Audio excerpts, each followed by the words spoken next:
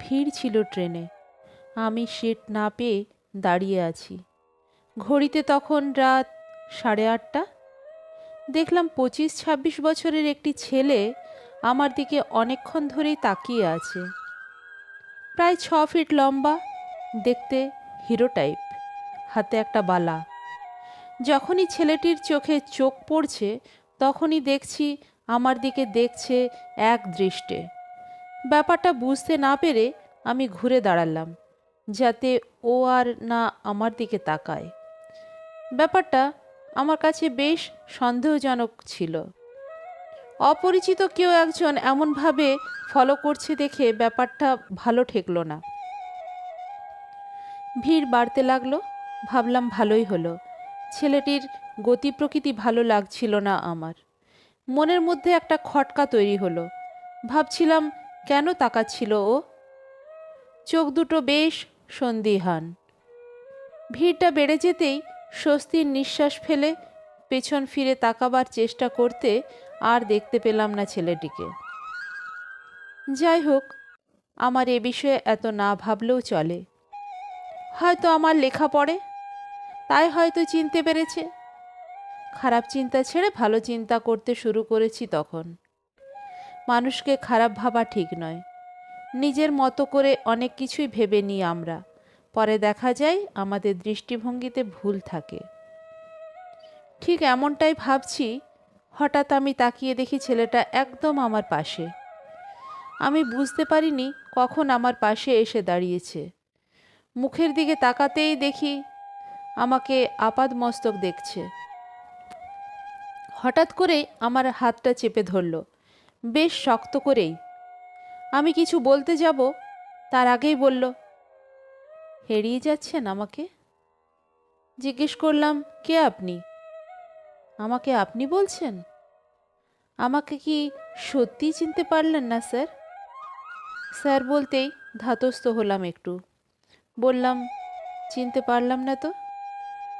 আপনার ক্লাসের সব থেকে খারাপ ছেলেটা। 10-এর টেস্ট পরীক্ষার সময় খাতা কেড়ে নিয়েছিলেন বলে আমি বলেছিলাম আপনাকে দেখে নেব স্যার। সেই খারাপ ছেলেটাই আমি। বলতে পারেন ক্লাসের সব থেকে বদ ছেলেটা।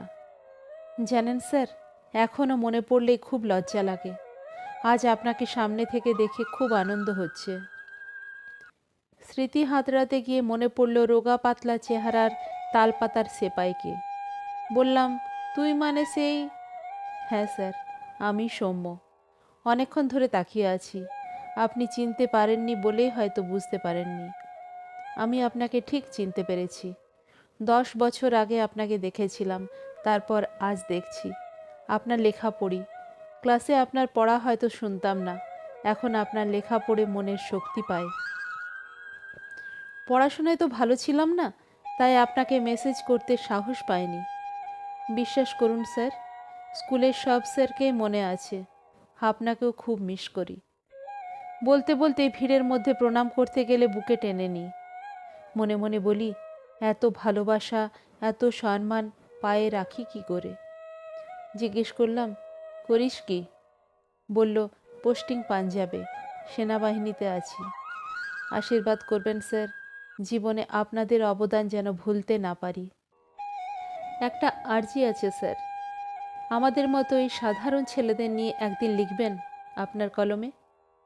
আমি পাঞ্জাব থেকে পড়ব আর আমার সব সহকর্মী বন্ধুদের শোনাবো, বলবো আমার স্যার লিখেছেন। চোখটা ভিজে যাচ্ছিল আমার। ট্রেন হাওড়া ঢুকলো। নামলাম দুজনেই। ওর সাথে ওর বড় লাগেজ। আবার প্রণাম করতে গেলে আমি বলি, থাক রে। বলল, স্যার আপনার পা দুটো ছুঁতে দিন অন্তত। এই প্রণামটা আমার সব স্যারদের জন্য। আপনাদের আশীর্বাদ না থাকলে এত দূর আসতে পারতাম? বাবা মায়ের পরেই তো আপনারা। শিক্ষকতার জীবনে এগুলোই তো আসল পাওয়া। বললাম, স্যালুট দেশনায়ক, তোমরাই তো আমাদের রিয়েল হিরো।